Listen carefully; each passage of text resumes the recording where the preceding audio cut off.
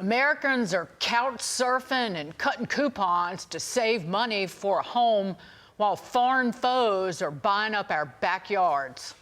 Foreign nationals are swooping in and snatching up anything they can get: farmland, family neighborhoods, and even property next to military bases.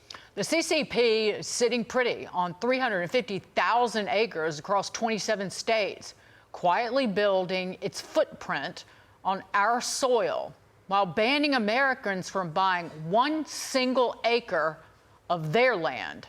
North Carolina Congressman Pat Harrigan introducing the Real Estate Reciprocity Act, which would slap a 50% tax on real estate purchased by foreign nationals if their governments do not allow Americans to purchase freely in their countries.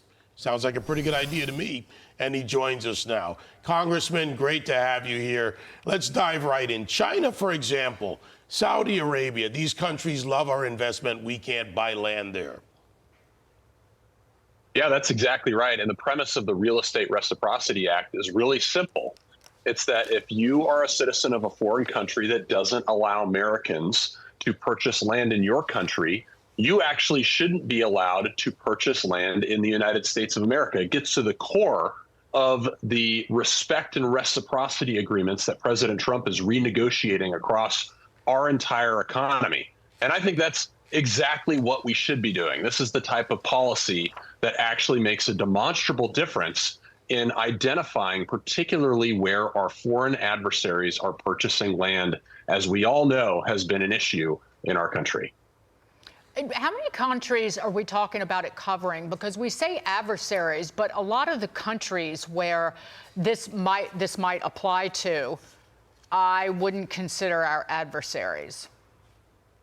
Yeah, that's correct. This is a general reciprocity framework that says we're going to treat you as a foreign citizen with the same amount of respect that your country treats an American citizen.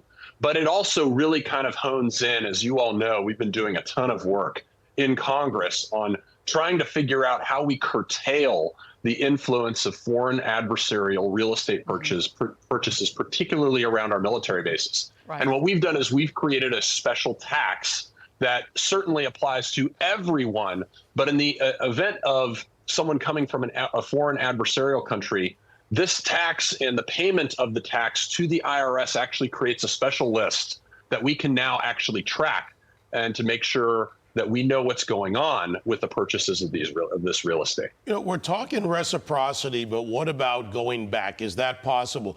Give you an example. Tallest tower in the state of New Jersey is a Chinese REIT, a real estate investment trust, right there in Jersey City. And that's from a company that went bankrupt. But they build themselves into the communities. Farmland near bases, that's important. But what about building influence in our cities?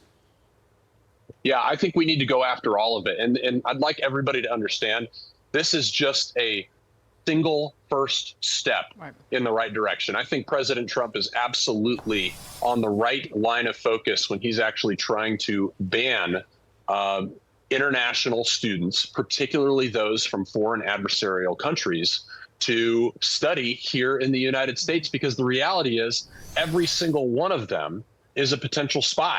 When you have the coercive power of a communistic government behind them that controls every single aspect of their lives, we know that this is a foreign threat. They've stolen trillions of dollars worth of intellectual property from our country, but we can't just ban them all at once. We've got to take steps in the right direction, and I think that's exactly what the Real Estate Reciprocity Act does, and it's part of the overall apparatus that we're going to stand alongside President Trump in Congress and move this ball in the right direction.